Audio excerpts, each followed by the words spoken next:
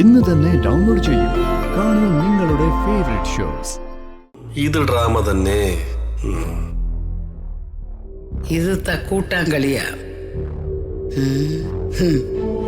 മറ്റുള്ളവരെ പൊട്ടപ്പാരാക്കിയിട്ടുള്ള മറ്റൊരു തരം കളി.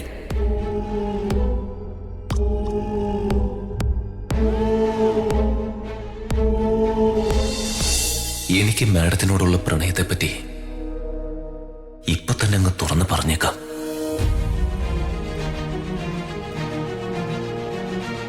ഇനി അത് വെച്ച് താമസിപ്പിക്കണ്ട.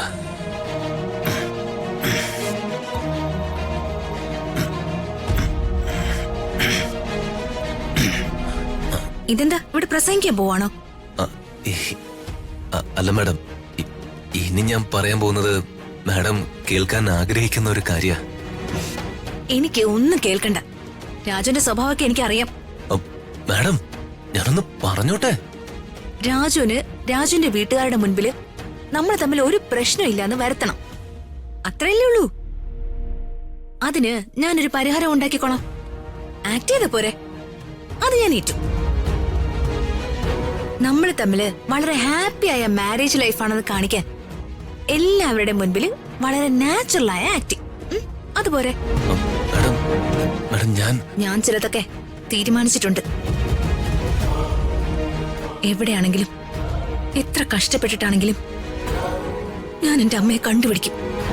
എന്നിട്ട് അമ്മയോട് ചോദിക്കാനുള്ളത് ഞാൻ എന്റെ അമ്മയുടെ മുഖത്ത് നോക്കി ചോദിക്കും.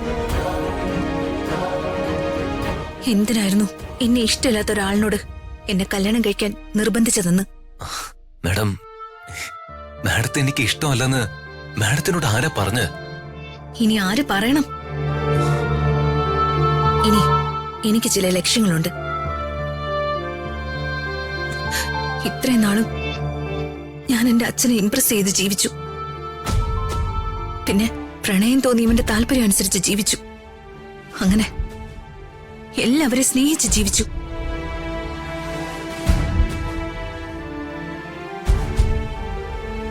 എന്നെ ഞാൻ തന്നെ അവഗണിച്ചു. ഇനി അങ്ങനെ ഉണ്ടാവില്ല. എന്റെ സ്നേഹത്തിന് മാത്രം ആരും ഒരു വിലയും കൽപ്പിച്ചില്ല. എന്റെ സ്നേഹം ഒരു വലിയ തെറ്റായി പോയി. ഇനി എന്ത് വേണമെന്ന് എനിക്കറിയാം.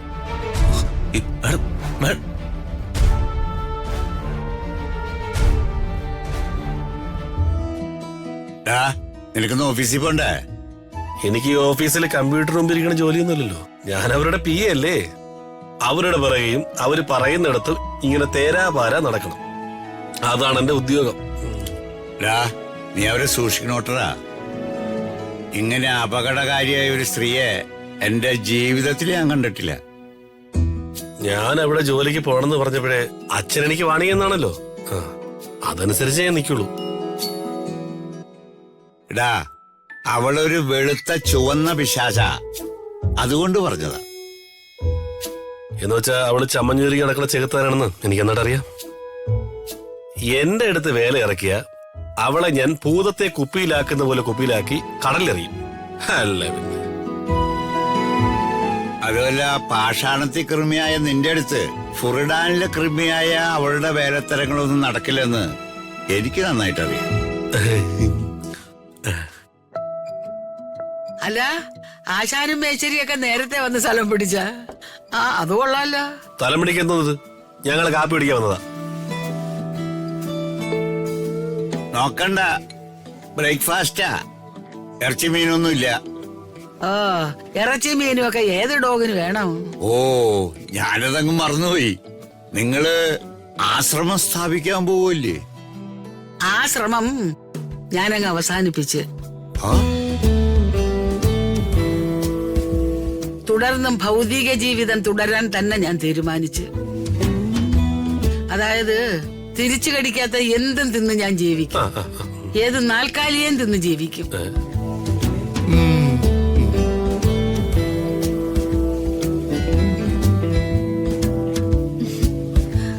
രാജു, എല്ലാരും ബ്രേക്ക്ഫാസ്റ്റ് കഴിക്കാൻ റെഡി ആയിട്ട് വന്നു. ഒന്ന് വേഗം വാ. നിങ്ങൾ നിങ്ങളല്ലേ പറഞ്ഞ ഇവര് തമ്മിൽ വഴക്കാണെന്ന്. എന്നിട്ട് ഇവരെ തമ്മിൽ ഒരു കുഴപ്പമില്ലല്ലോ. പോടാ, ഇതാണ് ഒന്നാം തരം നാടകം, ഉമ്മാക്കി നാടകം. രാജു വേഗം വാ. രാജു വരുന്നു മേഡം. രാജു ഇരിക്ക്. ഇരിക്ക് രാജു.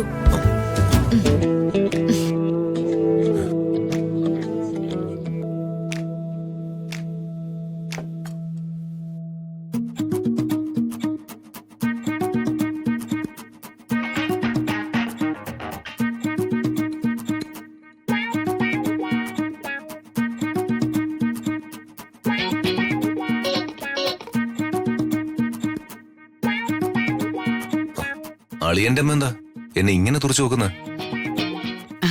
അല്ല, മോനും മോക്കും ഇന്നൊരു പ്രത്യേക തരം പ്രകാശം, അതുകൊണ്ട് നോക്കിപ്പോയതാ. അതെന്താ, അവരുടെ രണ്ടുപേരുടെ മുഖത്ത് ഹാലജൻ ബൾബ് ഫിറ്റ് ചെയ്തിട്ടുണ്ട്?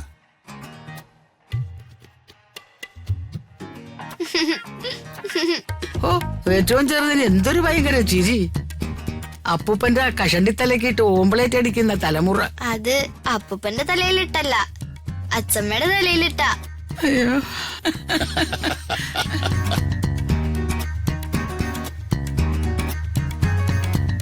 മോള് കഴിക്കുന്നില്ലേ? ഞാൻ ഇരുന്നോളാം രാധമ്മേ. രാജു കഴിക്കട്ടെ.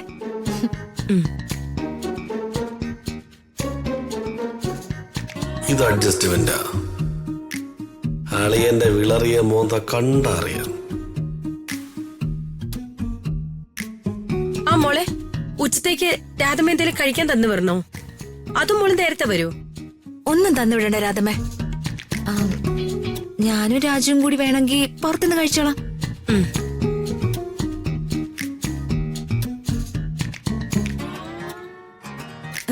രാജുന് ഓക്കെ അല്ലേ രാജു? ഓക്കെ.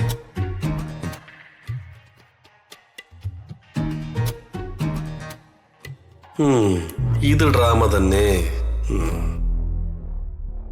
ഇത് തക്കൂട്ടാൻ കളിയാ. മറ്റുള്ളവരെ പൊട്ടന്മാരാക്കിയിട്ടുള്ള മറ്റൊരു തരം കളി.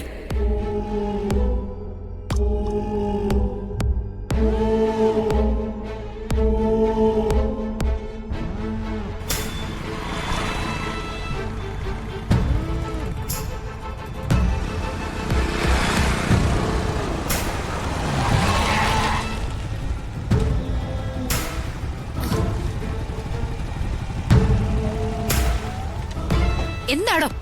എന്താണെന്നോ? എന്ത് മര്യാദയായിട്ട് ഡ്രൈവിംഗാ നിങ്ങളെ? ഞാൻ എന്ത് ചെയ്തു? അത് ശരി, ഇപ്പൊ വാദി പ്രതിയായോ? നീ റോങ് സൈഡ് അല്ലടി വന്നേ.